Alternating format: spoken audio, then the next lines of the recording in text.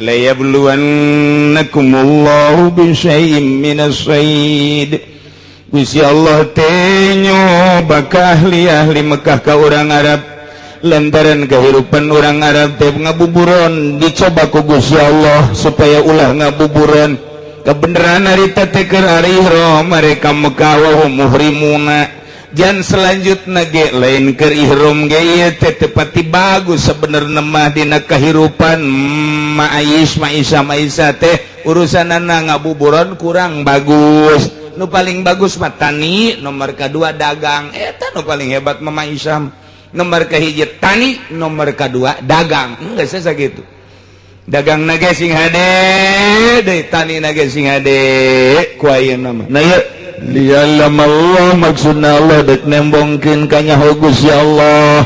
Ye lain Allah supaya nyaho lain.